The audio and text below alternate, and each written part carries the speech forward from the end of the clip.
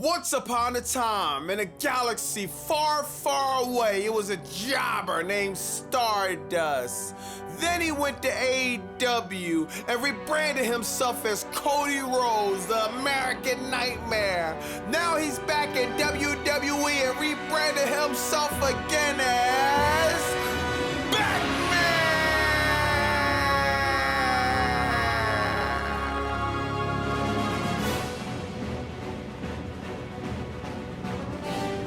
Look at him sleeping upside down like a bat now. Well, you want to know what rhymes with bat now? Oh, you guessed it, crackdown. Because you got to be down with smoking crack to think this is a good show. Now, if it's not that, maybe you're smoking a little bit too much of the Maui Wowie. And if it's not that, then maybe you're drinking as much as Jey Uso. Tribal Chief.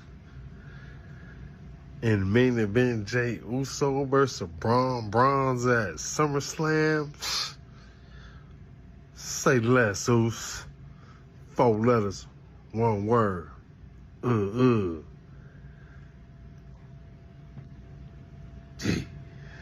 Tribal Chief, Jey Uso, Survivor Series, 4 letters, 1 word. Drunk! My God, man, I always wondered what Jey Uso crib looks like. Does he have a house? Does he have an apartment? Does he have a condo? If you ask me, I wouldn't be surprised if he lives in an aquarium. This guy drinks like a fish!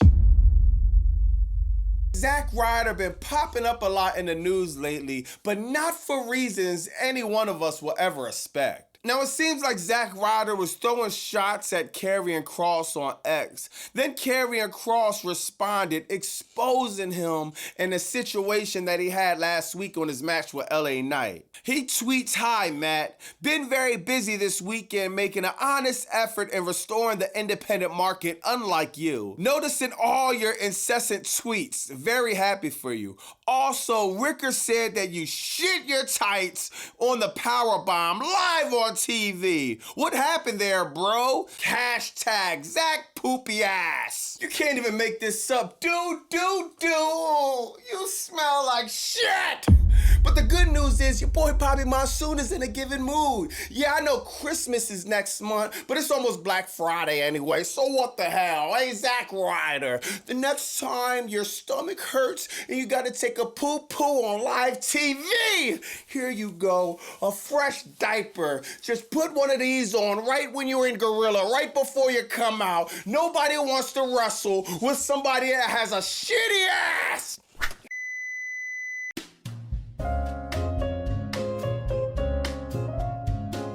Oh yeah, and one more thing. Can you do us all a favor, and especially LA Knight, bro? The next time you decide to take a crap in the middle of the ring, can you please not do spots like this? What is this move called anyway? The bow movement? The number 2 leg drop? You had us all worried about LA Knight, man. I heard he was on the injured reserve. I was asking around. Did he tear his ACL? Maybe his MCL? No. They was telling me it was a WOS. Oh, Bobby Monsoon, what's a WOS? Whiff of shit. And man, they're telling me he'll never be able to gain his sense of smell again. Now, we all heard the update that Sheamus had a shoulder injury and he won't be able to compete in John Cena's Last Time Is Now tournament. Soon as the news dropped, everybody started guessing who would take his spot. Will it be Obafemi? Will it be Trick Williams? Will WWE finally pull the plug on one of the younger guys to make a statement? Well, the replacement is in, and it's none other than, drum roll please, the Miz. Oh my God, Lazy Levesque strikes again. Can you believe this? You mean to tell me that you couldn't find anybody else that haven't been eliminated from the tournament? Man, I promise you, this dude have the creative IQ of a peanut. This ad is brought to you by the Pirates in the chat. Go to BobbyMonsoon.com. Get your Ruthless Depression ad t-shirt. If you're sick of the BS in professional wrestling, if you're sick of the soulless billionaire to the fans, show them you had enough. Go to BobbyMonsoon.com, get the Ruthless Depression Era t-shirt, then, now, and never again. SmackDown started off with Paul Heyman, Bron Breakker, Bronson Reed, and Logan Paul talking about absolutely nothing. I feel like Paul Heyman has been cutting the same promo week after week after week. Snore Games is at it again, dog. Seriously. They got a part where Logan Paul, he's about to read something on his palm, and a lot of people online, and even I was live, I thought Logan Paul was reading from his palm like The Rock, but it wasn't, man. It was obviously a part of the promo. I kind of got ahead of myself. I actually missed this spot, man. I was falling asleep the first hour of Crackdown, man, because, dog, this show is just so hard to stay up for. Then they get interrupted by the Usos. It's just me, Us, and it's just like, come on, dog. The same crap, the same storylines. The Men's War Games match is literally the same people that we had from last year, and they just swapped Sami Zayn out for Cody Rhodes. Lazy Levesque! So they get in a fight. Cody Rhodes' music hits, but no one comes out. Why? Cody Rhodes gets attacked by Drew McIntyre. Lazy Levesque! We can't see the attack. All we see is Cody Rhodes hanging upside down like a bat in a cave. My God, man. Come on, Cody, dog. Do you know how stupid you look? Hanging upside down, looking like you're asleep, like you just seen a full episode of Snore Games and you went to get some deep sleep. And if you ask me, dog, I think you need to stay away from the bus. The Rock whipped your ass by your bus. Kevin Owens whipped your ass by your bus. Now Drew McIntyre, the bus might be cursed. Get off the bus. Go take a charter flight or something, man. Seriously. Next, you got Ilya Dragunov versus JD McDonough. They had the match of the night. Great. You want another cookie, Ilya Dragunov? We don't care about your 5-star banger matches. I don't even think they're 5-star. They're just great on a show that completely sucks. This is supposed to be a U.S. Open challenge. Tommaso Ciampa, he's been asking for a shot. You've been ducking him the whole time. What sense does this make? We just had to deal with this with Sami Zayn. He was having the best matches. Do y'all not know we don't care about good banger matches? We get them all the time. We need storyline. The U.S. Championship has no storyline. This is the problem. Next, you got Carmelo Hayes versus Bronson Reed. This was another solid match, but the thing about this match, Carmelo Hayes, he goes over, man. They somehow pulled it off, man. I ain't gonna lie, I would have been dead wrong. I thought Carmelo Hayes was 100% losing this match. I thought Bronson Reed was 100% going over.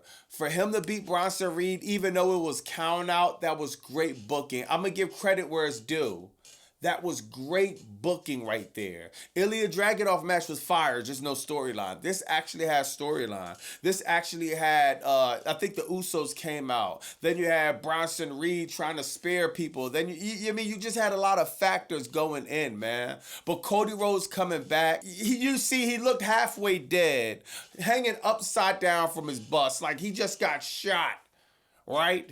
Then he comes back, like, not even an hour later, he's able to get himself together, hawk up, hit the crossroads on Bronson Reed, and cost Bronson Reed the match.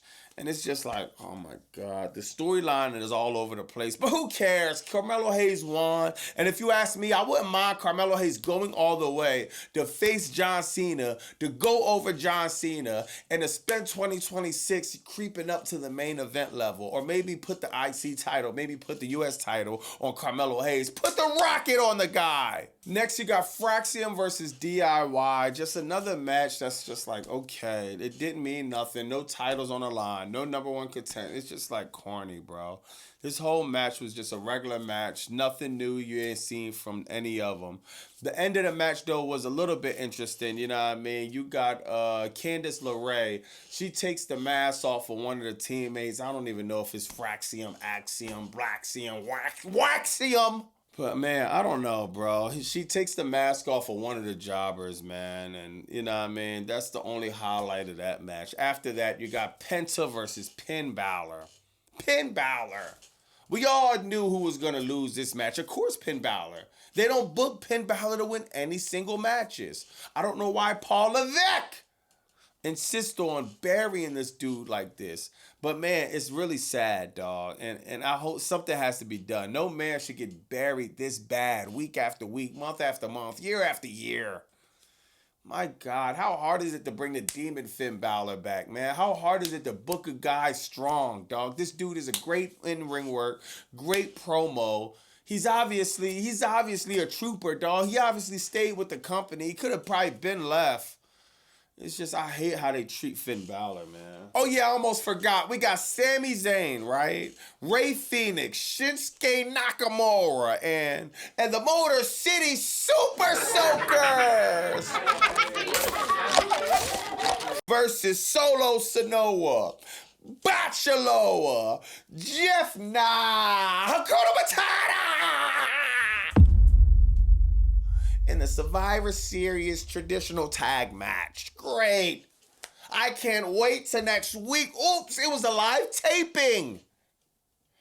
I could literally spoil everyone's SmackDown next week because the results are in.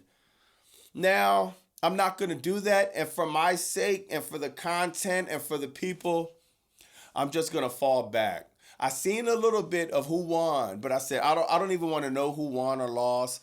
I kind of want to watch SmackDown fresh so I could go live fresh and I could give y'all the content fresh. So I'm not going to do any spoiler alerts, but yeah, they already taped SmackDown. So we know Crackdown is a guaranteed going to be horrible next week. They already taped it. Now the last segment, you got the best friends forever, Rhea Ripley and Charlotte Flair and Alexa Bliss and Io Sky. It's just like, this is how we're ending off Crackdown, bro. This is the worst storyline. I've been saying Io Sky and Rhea Ripley, the storyline is the worst in WWE. Rhea Ripley's a bona fide star. Io Sky's a star. You can't find nothing else for them to do but to be acting like best friends all year. We've been doing this majority of the year with Io Sky and Rhea Ripley. Give me a break. AJ Lee happy ass makes her return to Crackdown. As she's skipping her ass down the aisle, she gets attacked by Becky Lynch. Oh my God. We got Becky Lynch and AJ Lee. Now we got the Women's War Games. A guaranteed snooze fest. All we can ask for is not botches, man. The only thing I'm looking forward to in this women's match is Lash Legend. I like what Lash Legend been doing the past few weeks since I seen her on the main roster. She been hitting everybody with some stiff hits, stiff kicks. She just looks believable. She looks the most believable out of everybody on this card right now, including Rhea Ripley.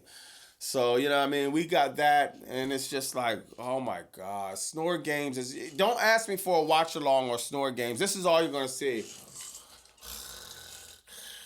That's all you're gonna see if I go live on a watch along. I just can't, bro. This is horrible. I hate this card. The build up to this card is bad. If you're an AEW fan, tap in tomorrow. I might be going live on AEW. I might do a watch along. If I don't, I'm gonna definitely go live after the show. If I do a watch along, I'll be letting y'all know a lot of hours in advance. But there you go. It's Crackdown. There's not much to talk about, man. I'm gonna see y'all in a few hours, though, man. My God, this is so horrible, bro. But you got Professor Bobby Monsoon also coming next week, so tap in with that, man. And good looking for checking out the content. It's Bobby Monsoon 215. Like, comment, subscribe. Bow!